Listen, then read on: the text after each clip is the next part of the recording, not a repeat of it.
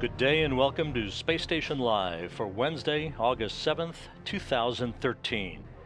The Expedition 36 crew has been involved in a variety of experiments today and research activities, including one called the ACE experiment, the Advanced Colloids experiment, the first in a series of microscopic imaging investigations of materials to determine how better to formulate materials in the microgravity environment of space. Astronaut Karen Nyberg, her gloved hands inside the microgravity science glove box earlier today, had an opportunity to prepare for the next run of data collection with the Advanced Colloids experiment,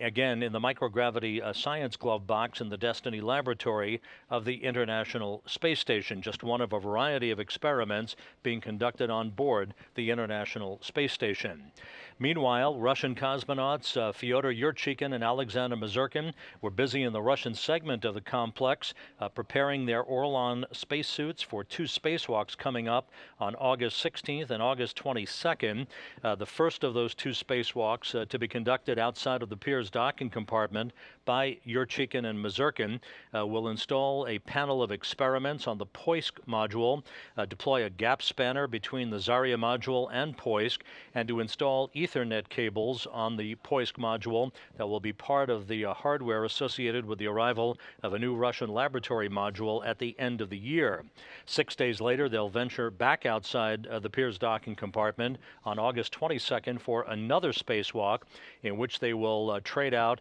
a laser experiment on the outside of the Russian segment of the space station for a pointing platform upon which an optical telescope will be launched in the near future.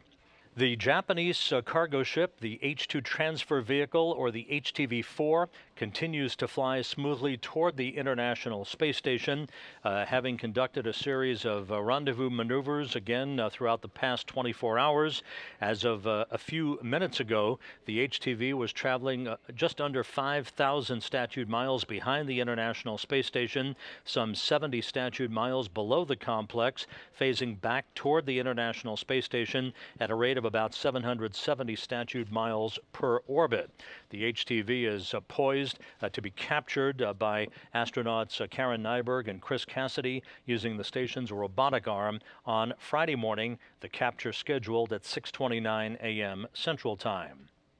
Cassidy and Nyberg are also working inside the Japanese Kibo module, preparing a series of satellites called spheres, the acronym for the Synchronized Position, Hold, Engage, Reorient, and Experimental Satellites, for some test runs that will be conducted in an ongoing competition with students that will be gathered next Tuesday at the Massachusetts Institute of Technology, where the experiment's principal investigators are housed. The spheres experiments enable students to engage in a competition in which they program the satellites to gather data on the operation of free-flying satellites in a microgravity environment. And that's a glimpse of what's taking place today aboard the International Space Station.